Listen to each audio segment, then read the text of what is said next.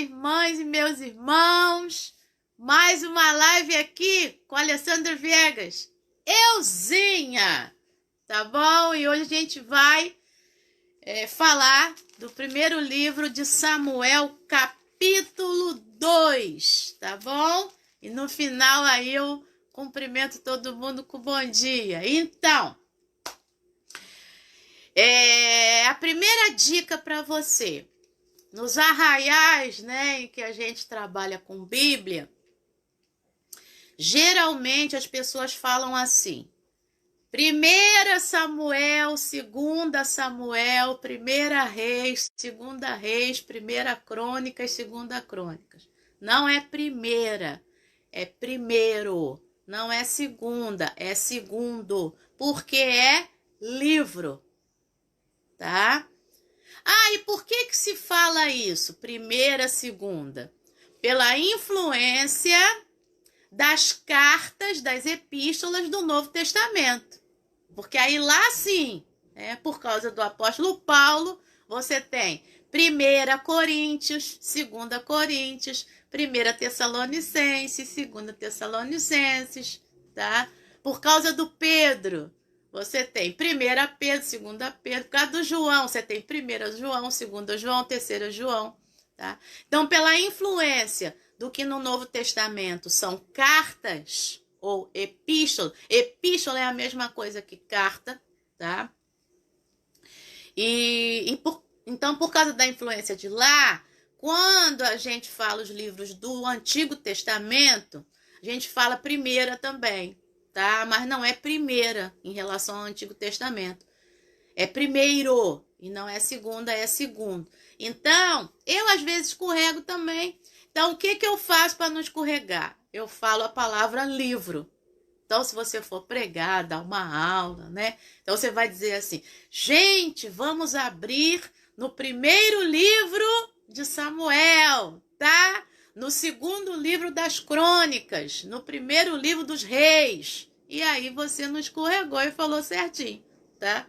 Até você acostumar, mas até hoje eu falo isso, eu falo livro, porque às vezes escorrega a 1 Reis, não é?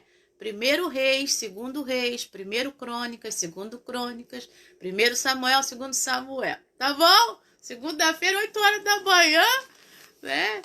E aí, porque isso é importante, tá? Isso, como eu falei, isso é um detalhe, mas é um detalhe legal, né? É importante porque lá é livro, tá bom?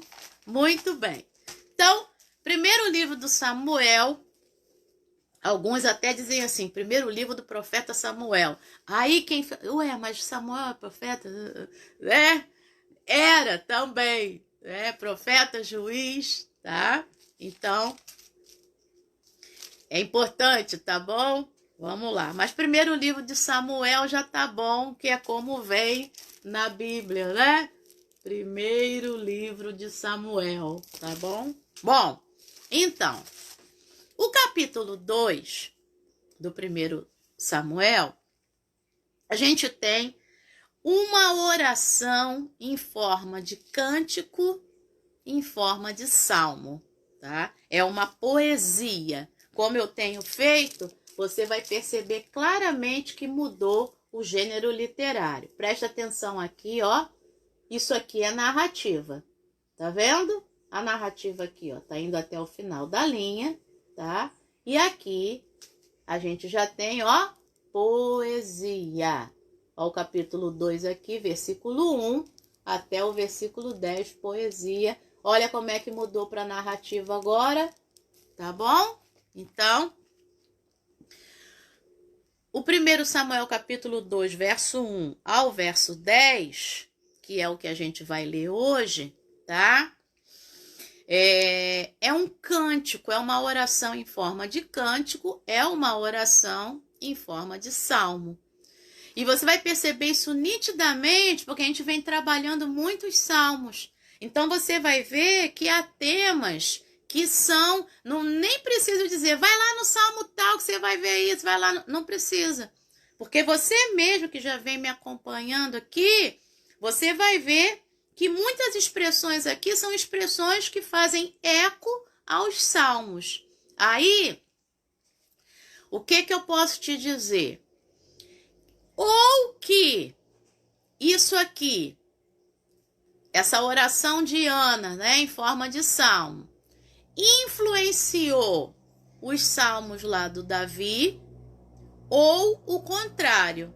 Você fala assim, mas o Davi não existia aqui, Alessandra. Aí você está pensando cronologicamente. Não pense cronologicamente. Não pense no momento do fato acontecendo. Pense no momento em que o fato é escrito. Tá? Você que assistiu lá a minha aula lá de Antigo Testamento, eu falo sobre isso, né? A trilogia do Paul Ricoeur, né? Tempo e narrativa. Um momento é o tempo, o outro momento é a narrativa, tá?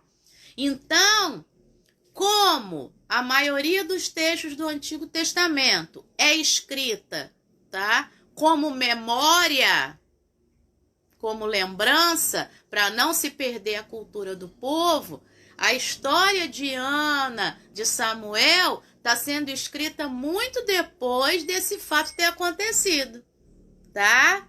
Então, talvez até já existisse alguns salmos no momento em que, registrados, no momento em que a história de Samuel, né, do nascimento de Samuel, da mãe dele, na hora que o pessoal senta e diz assim, vamos escrever essa história, tá? Ou, como diz a tradição, seria o próprio Samuel que teria escrito, ele lembrando, tá? Ele fazendo as suas memórias e perguntando para a mãe, perguntando para os mais velhos, como é que foi e tal. Tua mãe cantou esse hino aqui, essa música aqui. E ó, tá bom?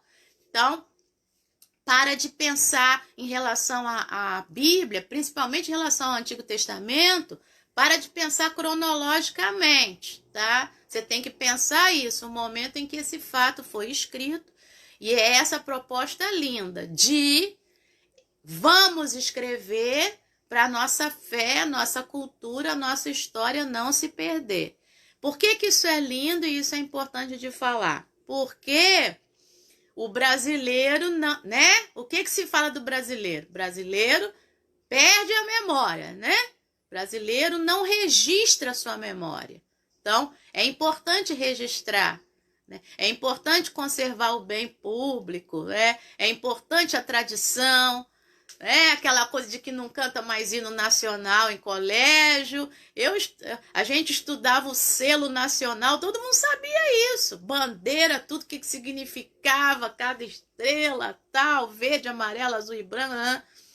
Hoje em dia não se valoriza isso mais. E isso é importante. Isso conserva a minha história, os meus valores quais são, né? Ter orgulho da minha pátria. Então, aquela coisa de cantar com mão no peito. Vai pro americano.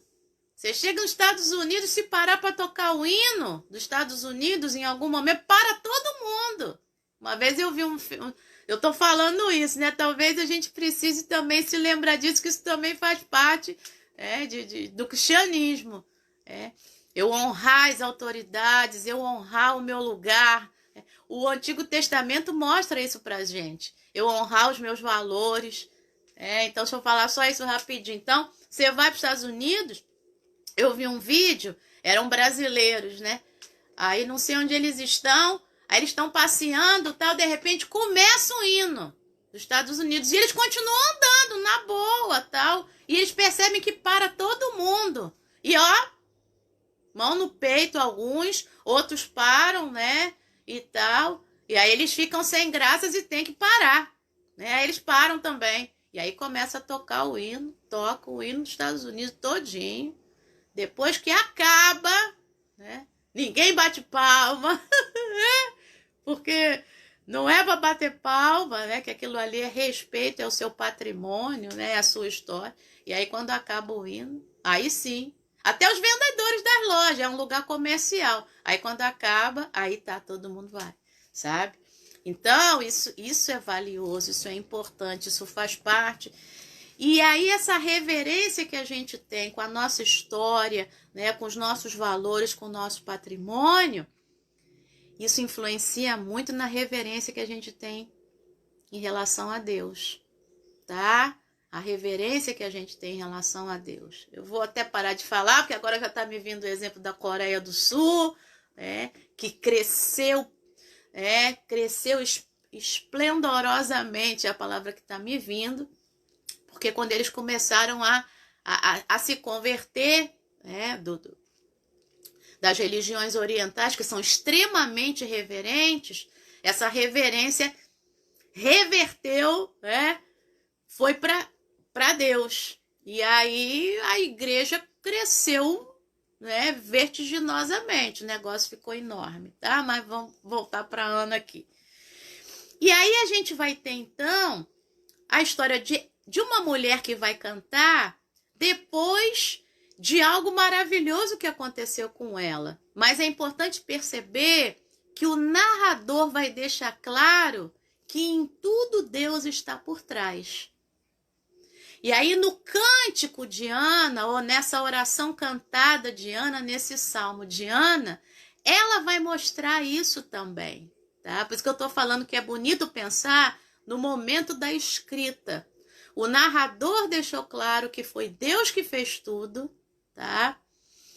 Ou seja, Deus permitiu que... Qual é a história de Ana, né? Ela era estéril, né?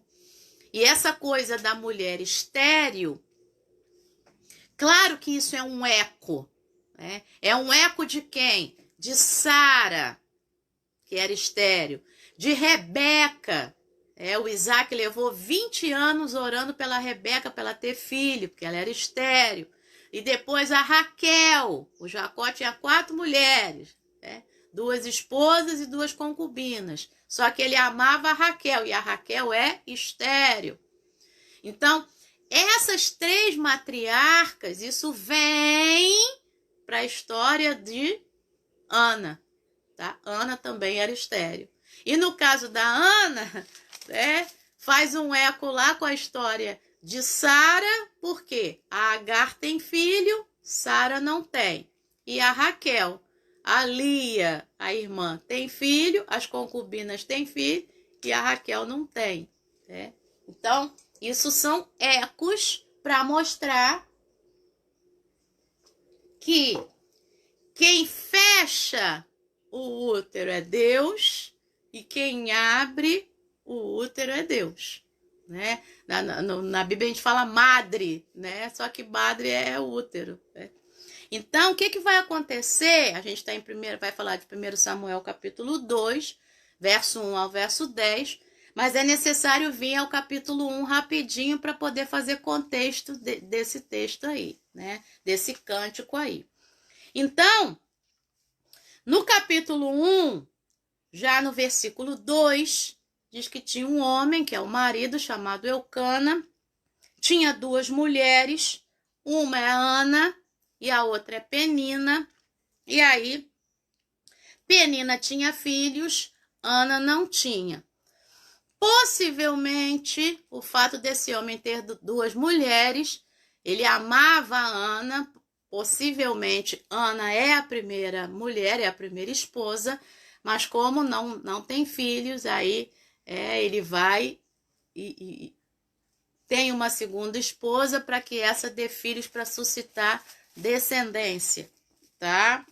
Bom, o versículo 3 de 1 Samuel capítulo 1 diz que todo ano esse homem ia com as 2 mulheres fazer sacrifícios a Deus, né? Portanto, é um homem temente, né? Vai fazer sacrifícios ao Senhor dos Exércitos. Por que ele vai fazer sacrifício? E por que o título, né? Por que ele vai fazer sacrifício ao Senhor dos Exércitos?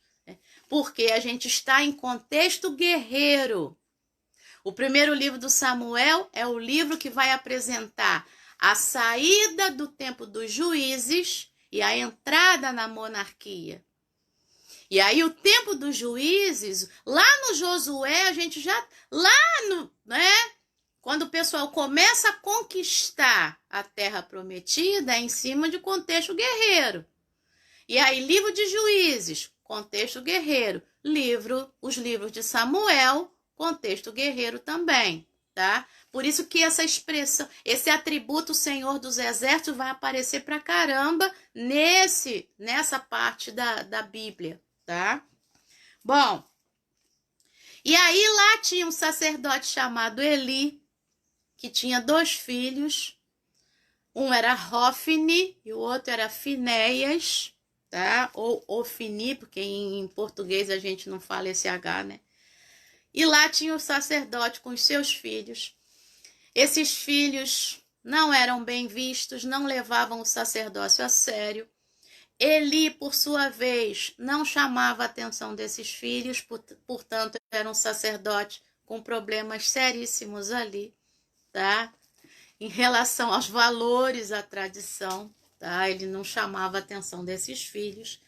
E no meio dessa história, esse homem chamado Eucana ia lá, fazia o sacrifício, provavelmente era aquele sacrifício de que você levava o animal, né, para sacrificar a carne do animal e uma parte do churrasco ficava para os sacerdotes, para a família sacerdotal, e outra parte do churrasco ficava para o ofertante, aquela refeição ali sagrada diante de Deus. Nessa refeição, diz aqui, capítulo 1, versículo 5, que o Eucana dava para Ana uma porção dobrada e para Penina dava uma porção normal, e comia e também, né, e tal. Por que para Ana ele dava a porção dobrada?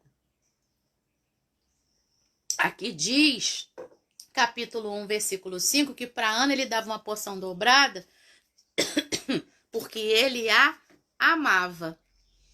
Mas por trás disso existia um costume. Quem é que comia a porção dobrada? O filho primogênito. Então ele faz uma transposição do amor ao filho primogênito para o amor à esposa, né? A Ana, tá? Ou seja, ele considera ela a mãe do filho primogênito, né? E lá pelas tantas ele vai dizer, né? Porque a Penina fica perturbando o juízo da Ana, e isso era todo ano. A Penina ia no caminho falando, né? Eu tenho, você não tem. Eu tenho, você não tem. Pois é. Eu tenho filho, você não tem. Eu tenho filho, você não tem. Tanto que o narrador vai chamar a Penina de rival. E essa palavra não aparece no Antigo Testamento, tá? Então, ó, 1 Samuel capítulo 1, versículo 6. Penina, sua rival, a provocava excessivamente para a irritar. Porque, preste atenção, o Senhor a tinha deixado sem filhos. O narrador deixa claro que o Senhor tinha deixado Ana sem filhos. E isso era obra do Senhor. Para que mais tarde outra obra do Senhor acontecesse. Isso também faz parte do ensinamento dessa pedagogia de Deus no Antigo Testamento, tá? No Novo Testamento, a gente tem um reflexo disso ali em João capítulo 9, né? No rapaz que é cego, né? E aí os discípulos perguntam, quem pecou? Ele ou os seus pais para que ele nascesse cego? O que ele fez? E Jesus disse, ninguém pecou não. Isso aí é para que se manifeste a glória de Deus. Então, Deus permitiu e Deus curou para manifestar a sua glória, né? Jesus chegou atrasado no enterro do Lázaro? Não. Jesus chegou na hora certa. E aí lá o Lázaro ressuscitou. Lázaro veio para fora. Então, muitas coisas que acontecem na nossa vida, a gente já tem ensinamento aqui, a Ana vai cantar exatamente acerca disso, eu preciso estar bem, eu preciso ter certeza de que Deus não perdeu o controle, ainda que esteja acontecendo coisas que não estão me deixando feliz, né? Estão me deixando incompleta ainda. Eu preciso ter a certeza de que Deus está no controle, né? Então, seja feliz enquanto. Esse é o grande ensinamento. Seja feliz enquanto não aconteceu. Então, seja feliz enquanto. Ele sabe a hora certa de acontecer, né? Ele sabe o nosso limite, né? 1 Coríntios 10, 13, né? Não, Deus não permite nada além do que a gente pode suportar. Então, seja feliz enquanto, tá? Como para Ana era algo muito grave, né? Ela não estava conseguindo ser feliz enquanto, mas o ensinamento por trás é esse, tá? E aí ela sofre, né? Na hora da comida, apesar da Ana ganhar porção dobrada, ela faz uma desfeita por causa da sua amargura, do seu sofrimento de não ter filhos. Olha o que diz, capítulo 1, versículo 7. Isso acontecia todo ano, a provocação da Penina, eu tenho, você não tem. Então, todas as vezes que Ana ia à casa do Senhor, a outra a irritava, por isso Ana se punha a chorar e não comia nada. Chorava e não comia nada, apesar de estar com porção dobrada. E aí Eucana dizia para ela, né, versículo 8, Ana, por que você está chorando? Por que você não quer comer? Por que você está tão triste? Será que eu não sou melhor para você do que 10 filhos? Aqui é a resposta. De que ele dava porção dobrada para ela, porque ele considerava ela a mãe do primogênito, né? Eu não sou melhor do que 10 filhos para você, então eu estava pensando com o pastor Carlos Alberto, e esposo da Elisa, e ele falou, né? O Eucana devia ser um maridão, né? A ponto dele falar isso, mas apesar dele ser um maridão, Ana não estava feliz enquanto. Porque ela queria, porque queria um filho. Resultado, ela vai, né? Todo ano acontece isso. Lá uma certa vez, aí agora eu vou explicar para a gente ganhar tempo. Uma certa vez lá, um certo ano, a Ana tá lá, né, chorando amargamente diante de Deus por não ter filhos, né? E aí ela faz um voto a Deus e ela pede a Deus, né? Se você, Senhor dos Exércitos, capítulo 1, verso 11, se de fato olhares para a aflição da tua serva e te lembrares de mim, 1 Samuel, capítulo 1, verso 11, e não te esqueceres da tua serva e lhe deres um filho homem, eu o dedicarei ao Senhor por todos os dias da sua vida, e sobre a cabeça dele não passará navalha. Ou seja, ele ia ser nazireu, né? Que esse, assim como Sansão lá, né? Isso era um dos votos. E a Ana continuava a orar, versículo 12, diante do Senhor. E aí o sacerdote Eli fica só olhando para ela. E ela tá orando sem falar nada, só mexendo a boca. E o sacerdote pensa que ela tá bêbada e dá-lhe uma bronca e diz: pô, você bebeu vinho demais, hein, minha filha? Aí nessa refeição.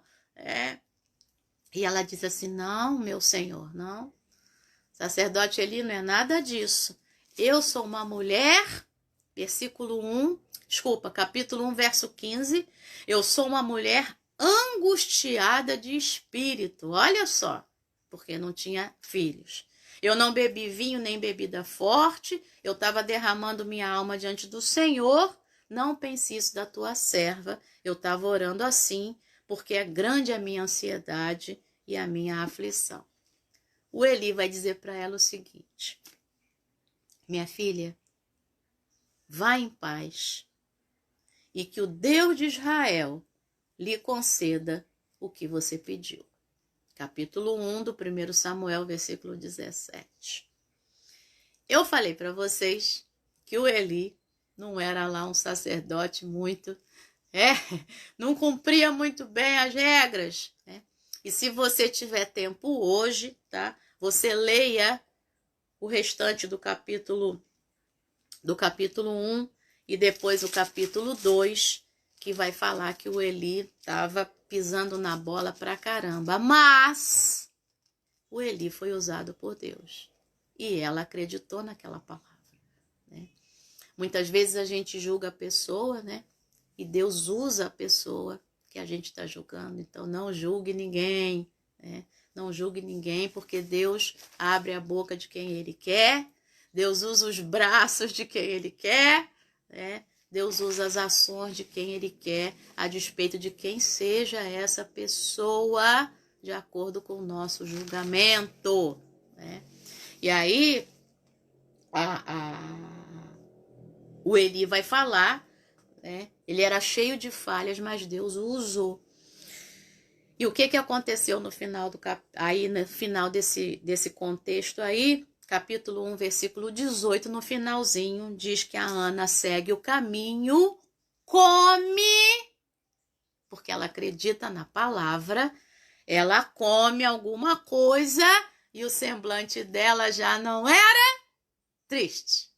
Pois é, ela acreditou no que o Eli falou, a despeito de todo Israel saber que os filhos dele faziam umas bobagens lá e que ele não chamava a atenção dos garotos, né? Bom, e o que vai acontecer agora para a gente ir para o cântico da Ana, para o salmo da Ana? O narrador vai dizer, assim como ele disse lá, que era o Senhor que tinha, né, fechado lá o útero da Ana, né, por isso que ela não tinha filhos, o narrador vai dizer o seguinte, capítulo 1, versículo 19. Eles se levantaram de madrugada, adoraram diante do Senhor, depois voltaram para casa. O Eucana teve relações com Ana, sua mulher, e o Senhor se lembrou dela. Que fique muito claro. O Senhor se lembrou dela. Verso 20. Ana ficou grávida e, passado o devido tempo, teve um filho, a quem deu o nome de Samuel, que significa o quê? Eu pedi ao Senhor ou o Senhor me ouviu. Tá? O nome Samuel significa as duas coisas. Faz um trocadilho com o verbo pedir, né? Pode ser eu pedi ao Senhor ou com o Shema, né? Com o verbo ouvir. Assim como lá Ismael, né? Que é o Senhor me ouviu, né? Shamuel, o Senhor me ouviu, tá? É bem parecido, tá bom? Ela tem o filho e a partir disso vai vir o cântico, porque a grande alegria dela vai acontecer agora, né? E aí o Eucana, né, continua todo ano indo, ela tem que desmamar o menino, né? Para depois ela ir, não tinha como ir com um garoto pequenininho. E aí, só que o desmame naquela época, segundo o que eu estava lendo, levava mais ou menos 3 anos, tá? E eu quero só dar esse detalhe para a gente ir para a oração da Ana. Capítulo 1, versículo 24, diz assim: depois de o ter desmamado, ela o levou consigo com um novilho de 3 anos. Então, provavelmente, esse novilho de 3 anos, tá? É porque também o menino agora está com 3 anos e tinha sido desmamado. E aí ela vai entregar o voto que ela fez, que era entregar a Deus o menino. E ela entrega, tá? Aí ela vai cantar, tá? Eles adoram a Deus e a Ana vai cantar.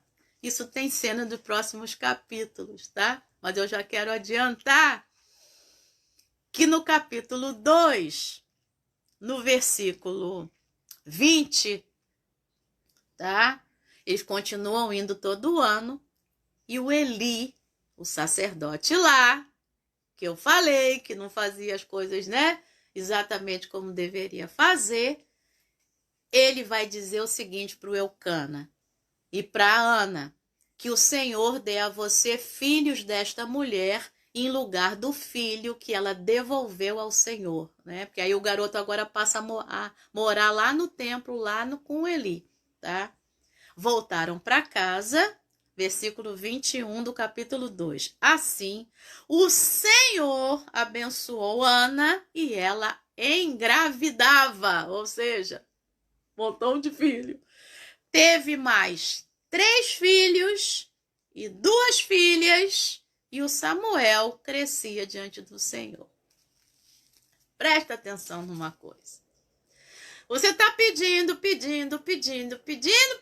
uma coisa a Deus. Ele te dá. Mas ele te dá mais do que você pediu. Efésios 3:20. Ele é poderoso para fazer infinitamente mais do que tudo quanto pedimos ou pensamos, segundo o seu poder que opera em nós. Pois é. Alguém disse aí que Ana fez lembrar a Abraão. Exatamente, são histórias semelhantes, são ecos, tá? O Samuel tem a ver com o Isaac. É o filho pedido, é o filho por quem se orou, pediu, tá? Então, claro que o Samuel a Ana faz lembrar o Abrão, né? O Abraão, e o Samuel faz lembrar o Isaac, tá bom? Eu tô gostando disso. Vocês estão aprendendo a costurar as histórias do Antigo Testamento. Vamos pro cântico? Aí a Ana orou assim, mas se eu pudesse eu ia dizer, então Ana cantou assim, né? Então Ana pegou o tamborim, né, e colocou um ritmo bem alegre, e cantou assim. Vamos fazer análise retórica agora, vamos lá. O meu coração exulta no Senhor.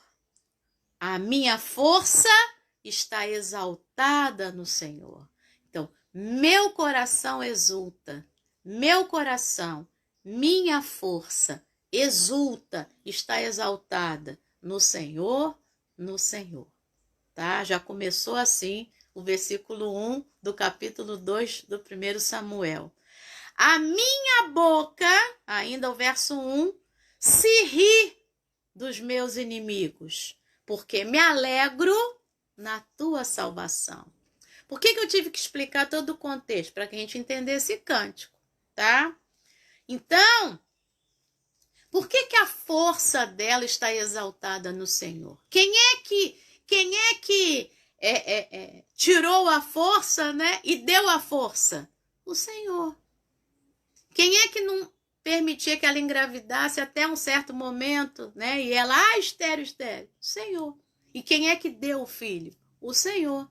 E depois que ela canta, vai ter mais 5 filhos para ela, né? Porque a maternidade dela devia ser muito aflorada. Então, toma mais 5 para você se divertir, né? Para você ser feliz. E ela diz, então, a minha boca se ri dos meus inimigos. Será que ela está falando de quem, hein? Da rival, né? Da Penina. E também ela pode estar falando das pessoas que a julgavam. Ah lá, ó. Poxa lá, vai todo ano, sobe lá para Siló, né? Onde ficava a casa de Deus. Casa de Deus é a forma da gente falar, né? Onde ficava o templo. Ah lá, todo ano vai, o homem teve que arrumar outra mulher para ter filho, não tem filho. Os inimigos aqui, pode ser todo esse pessoal, né, que ela sabia que falavam, né, às vezes até falavam na cara dela também. Ô, Ana, como é que é? E a Penina que ficava, eu tenho, você não tem. Pois é. Então, a minha boca, agora que eu tinha o filho, se ri dos meus inimigos, porque me alegro na sua salvação, na salvação do Senhor. Verso 2, ela começa agora a exaltar a Deus. E ela vai dizer, ninguém é santo como o Senhor. Tá percebendo? Isso é um salmo, tá? Ninguém é santo como o Senhor, porque não há outro além de ti, e não há rocha como o nosso Deus. Análise retórica, palavras negativas. Ninguém, não há outro, não há rocha. Ninguém é santo como o nosso Deus, como o Senhor. Não há outro além de ti, e não há rocha como o nosso Deus. Percebeu? 3 afirmações que dizem a mesma coisa. Ninguém, não há. Santo, outro, rocha. Senhor, ti e Deus. Tá? Tudo são 3 coisas. Versículo 2, 3 afirmações acerca de que só existe ele, né? Não tem ninguém igual. E ele diz assim, e ela canta agora assim para as pessoas: não multipliquem palavras de orgulho, que não saiam palavras arrogantes da boca de vocês, porque o Senhor é o Deus da sabedoria. Lembra lá do Isaías? E ele pesa na sua balança todos os feitos das pessoas. Então ela está chamando uma atenção aí, né? Não saia palavras arrogantes da sua boca, né? Contra mim ou contra o próprio Deus. Ele sabe o que ele está fazendo, né? Agora que ela ganhou o que ela tanto pedia, ela entendeu que Deus sabia o que ele estava fazendo. Agora era o momento dela ter o filho, né? Dela curtir a maternidade. Mas Deus é maravilhoso, e por isso que eu já fui lá nas cenas dos próximos capítulos. Deu 5 para ela curtir a maternidade bastante, né? Imagina a cara das pessoas que julgavam a Ana. Oh, meu Deus. E julgavam a Deus também, né? Por que Deus está fazendo isso? Não deixa a mulher engravidar. Coitada. Poxa vida. Pois é. Bom, então o Senhor, ele é o Deus da sabedoria. Então ele sabe a hora certa de realizar todas as coisas. Capítulo 2, versículo 4. A partir de agora, eu quero que você preste atenção. Por quê? Nesse salmo agora que a Ana está cantando, o verso 4, 5, 6, 7 e 8 vão fazer uma série de contrastes, tá? Vai ter relação de oposição aqui agora o tempo todo, relação antitética, ou seja, relação de antíteses, tá? O tempo todo contrários, tá bom? O farto, o faminto, o forte, o fraco, a mulher estéril, a mulher que tem muitos filhos, tirar, dar, descer, subir, empobrecer, enriquecer, humilhar, exaltar, pobre, necessitado, príncipes e herdeiros do trono, tá? Então, tudo isso são antíteses, tudo isso são opostos, tudo isso são contrastes. E aí agora ela vai cantar desse jeito. E aí fica muito nítido que isso é uma música. E eu já conversei isso com vocês. As 2 formas da gente guardar na memória, que facilitam a nossa memória, são ou os sinônimos, as repetições, ou os antônimos, os contrários, tá? Os opostos. E eu já falei isso, por isso que a criança, quando está aprendendo, e a gente, quando vai aprender língua, né, o outro idioma, já adulto, né, como foi o meu caso, eu não tive oportunidade quando era criança, adolescente e tal, e aí eu fui aprender depois. Quais são as primeiras aulas? Né? A gente tem lá os antônimos para aprender naquelas línguas, e a gente vai aprendendo sinônimos também, né? As perguntas são sempre com repetições, para que a gente possa memorizar aquela estrutura, tá bom? Então, desse jeito aí. Aí vamos lá então. Então, 1 Samuel capítulo 2, vamos lá, do verso 4 em diante até o 8, como eu falei, contrastes. Olha o que ela vai dizer.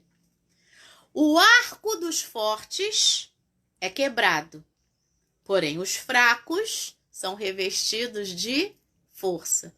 Então, o arco do forte é quebrado. O fraco é revestido de força. Ou seja, o que ela está dizendo?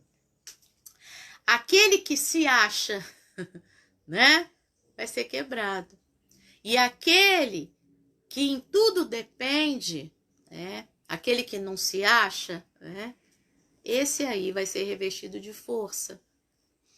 E é legal, né? Claro que você que conhece, né, consegue fazer essa costura com a Bíblia toda. Você vai ler isso aqui, você vai lembrar do Sermão da Montanha, tá? Bem-aventurado o que chora, vai ser consolado. Bem-aventurado o pobre de espírito, humilde de espírito, que dele é o reino de Deus, tá? Esses contrastes desse Deus que realiza coisas no irrealizável, né? Possibilita coisas no impossível, né? Exatamente para que fique claro o que o narrador fez aqui. É Deus que realiza. É Deus que realiza todas as coisas, tá? E é isso ela vai fazer agora no cântico. Verso 5. Os que antes estavam fartos, hoje trabalham pela comida. Mas os que andavam famintos não têm mais fome. Tá vendo? Farto, faminto, antes, hoje. Tá bom? Até a mulher estéril tem 7 filhos. E a que tinha muitos filhos perde o vigor para ter mais, né? Então, até a mulher estéril tem 7 filhos. Aí você vai dizer assim, ué, mas ela teve 6, né? O Samuel e mais 5. Mas o 7 aqui, na verdade, não é número. Essa numerologia do 7 é para falar da perfeição, né? A gente sabe que na numerologia do Antigo Testamento, 7 é o número perfeito, né? Porque é a Trindade, né? O Pai, o Filho e o Espírito, num somatório com o que eles imaginavam, né? Os quadrantes da Terra, né? Então, quadrante vem de 4, né? Então, essa Terra, né? Claro, ela já se tinha a noção da redondeza, como a gente fez lá no Isaías, só que, né, medida a partir de quadrantes, tá bom? E aí, tinha lá essa forma de medição na antiguidade. Então, esse 7 aqui é em relação à perfeição. Então, até a mulher estéril tem 7 filhos, porque é Deus que permite. Tá? E a que tinha muitos filhos perde o vigor, porque também é Deus que permite. Verso 6. O Senhor é quem tira a vida e quem a dá. Ele faz descer a sepultura e faz subir, tá? Esse cântico de Ana é muito parecido com o cântico de Maria, o Magnificat, né? Lá em Lucas, capítulo 2. Tá bom? Desculpa, Lucas capítulo 1, o finalzinho lá do capítulo 1, tá? Então é muito parecido esse jogo de contrastes, tá bom? Então é Deus que tira a vida, é Deus que dá a vida, é Deus que, né, faz descer a sepultura e faz subir. Olha aqui, tira a vida, dá a vida, faz descer a sepultura, faz subir da sepultura. Tudo é Deus que faz. A nossa vida está nas mãos de Deus. É isso que ela está dizendo, tá? Bom, 7, versículo 7 do capítulo 2 de 1 Samuel. O Senhor empobrece e enriquece, humilha e também exalta. Tudo é Deus. Empobrece e enriquece, humilha e também exalta. Tudo é Deus. Seja feliz enquanto, tendo a certeza de que Ele está no controle de tudo. Nunca te deixou faltar nada, nem a mim. Por isso a gente está vivo aqui. Você não morreu de fome, nem eu. Você não morreu de sede, nem eu. O problema não te matou, nem a mim. E a gente está vivo aqui. Você está olhando... Eu não estou olhando para você, mas você está olhando para mim. Tá? Eu estou olhando para você pelos olhos da alma, né? Do espírito. Mas eu estou olhando para o meu celular. Mas você está olhando para mim e você sabe, e eu sei, que Deus está olhando para a gente. Né? Assim como eu não consigo te ver, né? Você não consegue ver Deus. Mas assim como você me vê, Ele está te vendo. Né? Pois é. Verso 8. Levanta o pobre do pó. Tira o necessitado do monte de lixo. Então, pobre, necessitado. Pó, monte de lixo. Para quê? Para o fazer assentar ao lado de príncipes, para o fazer herdar o trono de glória. Tá? E aí ela continua dizendo, porque do Senhor, aí agora ela vai dizendo o seguinte, do Senhor são as colunas da terra e ele firmou o mundo sobre elas. Percebe? Tá voltando, sempre vai voltar lá no Gênesis. Sempre vai voltar no Deus que criou todas as coisas, tá? Sempre vai voltar. Pessoal, tá subindo aqui as pessoas e se eu não lembrar de te dar bom dia, depois você me cobra lá no final, tá? Porque tá subindo aqui. Bom, vamos lá.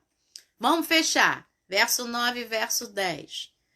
Ele guarda os pés dos seus santos, mas os perversos emudecem nas trevas da morte, porque o homem não prevalece pela força. O homem não prevalece pela força.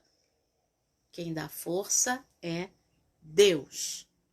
O Senhor, fechando, destrói os seus inimigos. Dos céus troveja contra eles. O Senhor julga as extremidades da terra. Vamos parar aqui. Esse inimigos que está no versículo 10, já é diferente o sentido aqui.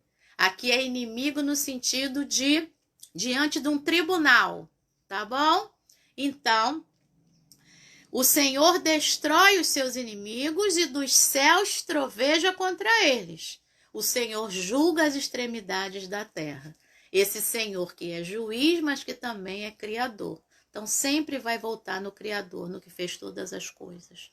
Ele dá força ao seu rei e exalta o poder do seu ungido.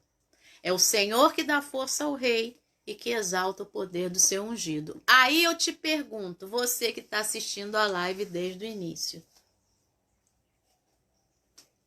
Tem rei nesse momento aqui? Se você pensar cronologicamente, não tem rei ainda não.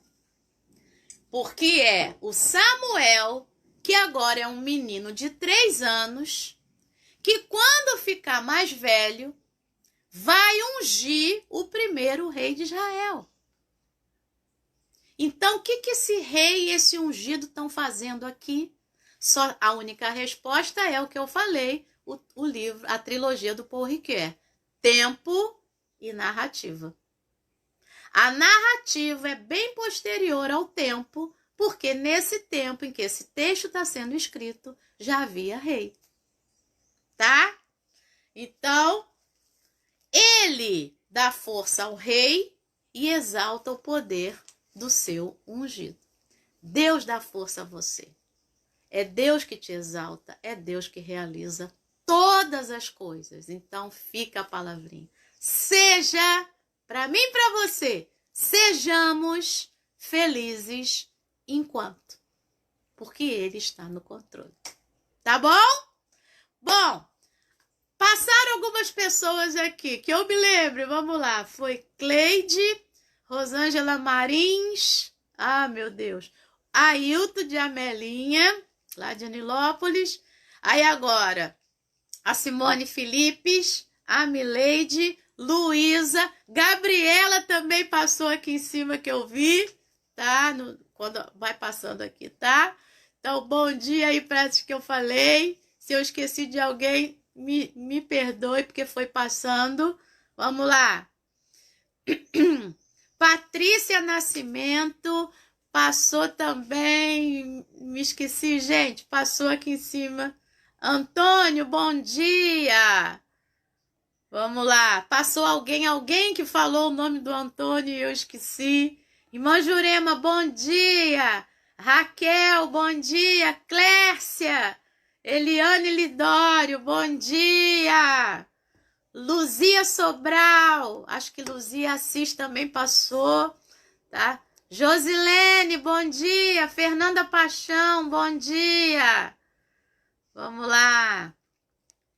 Maria Cátia, bom dia. Cláudio Azevedo, bom dia. Vamos lá. Adriana Neves, bom dia, Adriana. Não sei, acho que é a primeira vez que você tá na live, né? Vamos lá. Quem eu não falei o nome, por favor, escreva agora lá. Dá um bom dia de novo. Irmã Regina Célia, bom dia. Ah, foi o Diógenes que disse. Desculpa, gente. Desculpa. É a alergia que eu não tomei o remedinho. Edivanda, bom dia, Edivanda. Vamos lá. Francisca Almeida, bom dia. Suelen Machado. Alcilene, bom dia. Vamos lá. Márcia Paixão tá escrevendo pra caramba. Vamos lá. Felipe Fernandes, bom dia, Felipe. Deus te abençoe. Francisca, já falei. Emilena, bom dia, Emilena. Vamos lá. Ivonete, bom dia. Muito bom, tô passando aqui. Shirley Fernandes. Desculpa, gente. Marise, bom dia. Não sei se Franci passou aí em cima, Simone, não sei. Rogério, bom dia. Vamos lá.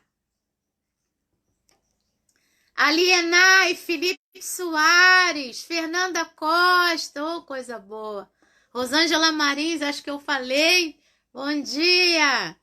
Odete, irmã Odete, bom dia. Bom dia, pastor Walter. Vamos lá.